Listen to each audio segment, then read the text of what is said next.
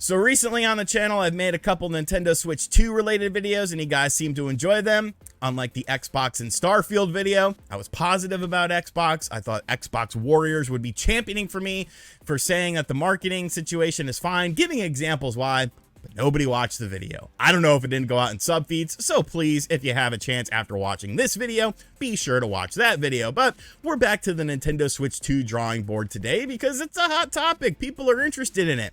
And I'm getting ready to go to the beach, so I'm kind of clocking out in my mind, and I wanted a video that I felt was a fun topic to discuss, because this is actually something that could be potentially rooted in reality, involving a new patent that was discovered. I've seen some websites talking about it, other YouTubers, I believe Mike Odyssey might have made a video on it or something like that, but this patent kind of caught my eye because it talks about the controller situation for potentially what is the Nintendo Switch's successor. Now, when you look at what Nintendo has done with their last three systems when it comes to controllers, they're all pretty unique. The Wiimote with motion, pretty unique. The Wii U gamepad with a touch screen and buttons and like a big tablet, pretty unique. The Nintendo Switch with the Joy-Cons, pretty unique. Of course, there was Joy-Con drift with these things that Nintendo is well aware of. There's class action lawsuits involving the Joy-Cons. I've gone through at least 3 different sets of Joy-Cons. All of the left sticks had drift on them. So you would imagine there's probably going to be some sort of new mechanic. I won't necessarily say gimmick, but new mechanic with the Nintendo Switch's successor. It's a hot topic. People are talking about it. So let's take a look at this patent, because there's a lot of very interesting things in here that could potentially change the way that we play Nintendo games. There's one thing that I'm kind of holding back a little bit on when getting ready to jump out the window about this. So here we have a patent for this little nub here. This little nub. It looks like an inconspicuous nub here, looking at the information. This is from Nintendo, of course. We have the application date of April 3rd, 2023, with a publication date of 8/3/2023. Now, all because this is a patent doesn't necessarily mean that it's going to come to fruition. That's one of the things I want to keep in mind here. However, we have seen recently where some Nintendo patents have become true. Look back at the Legend of Zelda Tears of the Kingdom related patents that we talked about on this channel. Stuff like the whole dive bomb mechanic. Before we really knew that Link would be dive bombing from these sky islands, this was actually discovered in these patents. There were crystal clear images of Link dive bombing down. So it's not outside the realm of possibility for this stuff to be integrated. And when you look at some of this stuff, it definitely looks like this is a new way to play games via a controller. But like I said, there's one sort of thing holding it back. So when you look at this nub, you're like, what is this? You could read the example here. An example of information processing system determines a shear parameter, including shear direction components in at least 2 different directions, and a movement parameter, including moment direction components with due respect to at least 2 axes, the shear parameter and the movement parameter relating to a user operation on the operation handler. Do you understand that? Because I didn't. So we'll go ahead and look at the drawings here, because that's where things become a lot clearer of what this is. So looking at this, I am immediately thinking about the 3DS analog nub on the new 3DS system. You had that little thing. It was like a little eraser or something like that. You could say it's kind of something else too, but I don't want to get canceled today. And that little eraser to it though. You just kind of got to find it first and hit it in the right way. But when you look at this, you can see here that there's different components going on with this. There is the base of it, the middle part of it, and the top part of it. Now, as we'll find out as we go throughout these images, these are kind of independent of each other, the middle part and the top part, because I've actually already filmed this video and I messed it up, and so I'm filming it again. So I spoiled myself as to what this is, but hey, you know what? It allows me to know what I'm talking about here. So when you compare this to an analog stick on the Nintendo Switch, it's obviously different. The Nintendo Switch analog stick, yes, you can click it in, yes, you can move it around, but there's not multiple sort of components to it. Moving right along here, we start to see some of the different things, different angles. This does have a click down mechanic into it. We have sort of how the controller is connected to a sensor device, communication, control section, power supply section. It's basically just, at least in my opinion, it's basically just saying it's going to be powered by, you know, the controller or the thing that we're using to play the games, which the system is plugged in to the wall, of course, like that. And then once again, we have this disc-based image here, which shows sort of a flat surface. So it's almost like this is an independent thing of this, and this can move in 4 directions. and this can move circularly, or it looks like it could go clockwise and counterclockwise. So think of it as like a disc on top of a disc, where one of them goes left, right, up, and down, and one of them goes in a circular motion. It's obviously very unique and obviously very different. Moving right along here, we have the most interesting picture, at least in my opinion, and that shows us our apparatus that we have once again. So really, you can move this forward off of the base that it's on. So we have the base, the middle piece, and the top piece. The middle piece can be moved forward and then actually tilted down, independent of the base and independent of this top piece.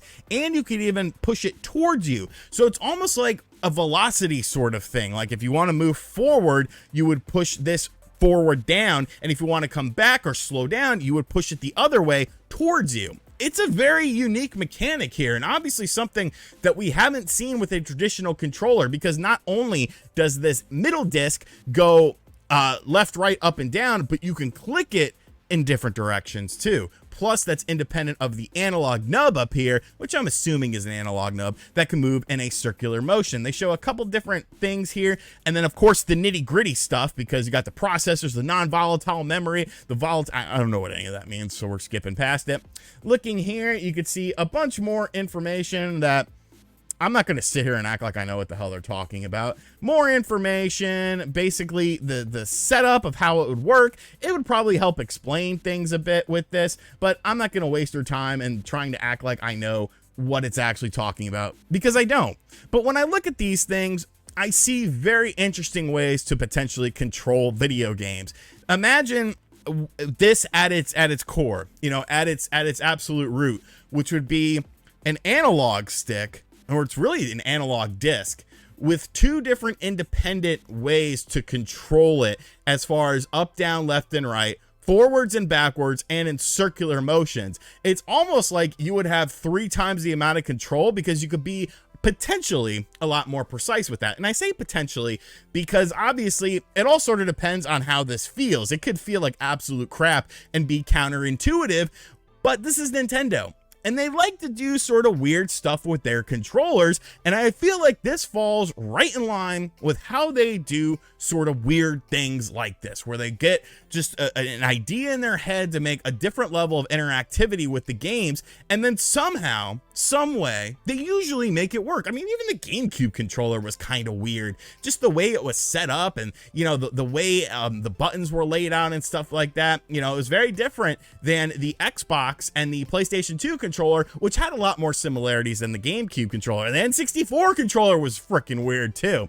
So I kind of like this. You know, I think it could potentially, and you always have stuff like a pro controller if you don't want to use an experience like this, if this is indeed what the Nintendo Switch 2 could be using. Because like I said at the start of this video, there was one thing holding me back about jumping out the window on this, and that is when I go to the description of this. Because when you scroll down on the description, let me zoom out a little bit for you guys, you could see here that this was actually originally filed back in October 13 of 2020. So this is not necessarily a new patent, it's a newly published patent. Now, what does that mean? You know, it could mean a variety of different things. It could mean that it is just simply a patent that Nintendo wanted to patent this idea just in case they decide to revisit it down the road, as this was done nearly 3 years ago. Could they have been planning the new Switch mechanic for a new Switch controller? Maybe this was going to be something that was potentially in a Switch Pro, which was allegedly supposed to launch in 2021. However, Nintendo went with the OLED model.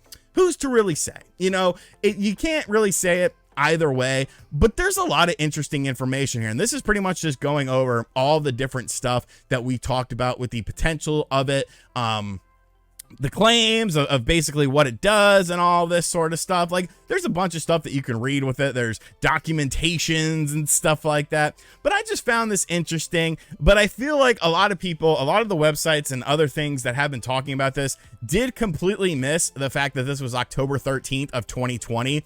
So either this has been in development for a lot longer than people want to, you know, potentially say and admit, or maybe this is just a fleeting idea that Nintendo had and it's never going to come to fruition. But like I said, I thought this would make a fun discussion piece today. Obviously, some interesting things in here. If we take away anything from this, it's that Nintendo is constantly thinking of different ways to reinvent the controller, and this could be the future. Or it could be absolutely nothing and just a random patent that Nintendo had published. What do you think about it, though?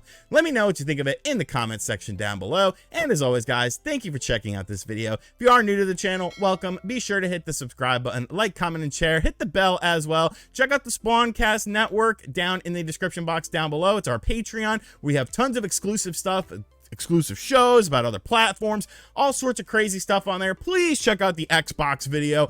I don't know why that thing bombed. I thought it was a pretty damn good video. I've made way worse videos on this channel. I've gotten way more views. So help a brother out here. And as always, I'll catch you guys on the next video.